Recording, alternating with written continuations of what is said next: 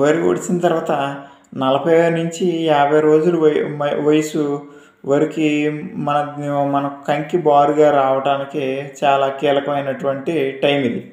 40-50 రోజుల టైం అనేది వరి కంకి బారుగా రావడానికి ఉపయోగపడే టైం.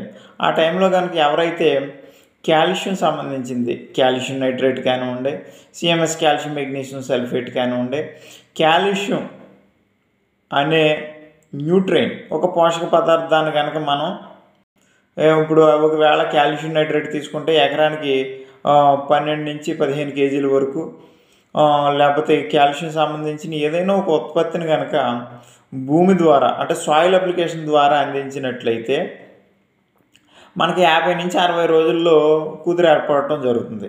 ఈ కుదురు ఏర్పడడానికి కావాల్సినటువంటి ఆహార పదార్థాన్ని ఈ మొక్క వరి కంకిలో ఉన్నటువంటి పిలక తయారు చేసుకుని కుదురు ఏర్పరచుకుంటుంది. ఈ ఏర్పడిన కుదురు మీద ఈ సైజు వరి కంకి యొక్క సైజు ఆధారపడి ఉంటుంది. మరి ఈ 40-50 రోజులు అనేది ఆల్రెడీ ఆహారాన్ని పోజేసుకుని కుదురు ఏర్పరచడానికి 50-60 రోజుల్లో ఏర్పడేటటువంటి కుదురుని తయారు చేసుకోవడానికి మొక్క ఇప్పటి నుంచి కూడా ఆహారాన్ని పోజేసుకోవడం జరుగుతుంది. ఈ పోజేసుకునే ఆహారంలో ప్రధానంగా ఉండాల్సినటువంటి న్యూట్రైన్ ఏంటంటే కాల్షియం.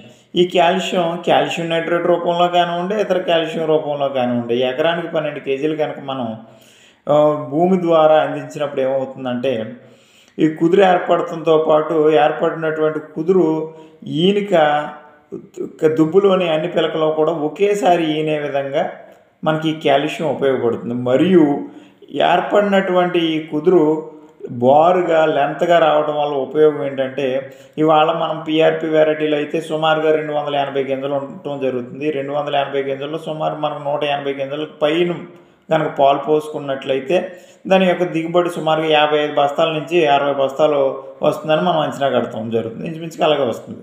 కాబట్టి రైతు సోదరులు గమనించాల్సింది ఏంటంటే మన కంకి బారుగా లెంత్గా రావాలి అంటే ఈ వరి ఊడిచిన తర్వాత 40-50 రోజుల వయసు మనకు చాలా కీలకమైనటువంటి వయసు. కాబట్టి ఈ టైంలో కాల్షియం నైట్రేట్ సంబంధించిన ఉత్పత్తి, కాల్షియం సంబంధించినటువంటి ఉత్పత్తిని వాడి తద్వారా బారుగా ఉన్నటువంటి మరియు కంకిని పొంది తద్వారా ఎక్కువ గింజలు ఉండాలి, తద్వారా మనకు అధిక దిగుబడి రావాలి అనేసి రైతు సోదరులు ఎదురు చూస్తూ ఉంటారు.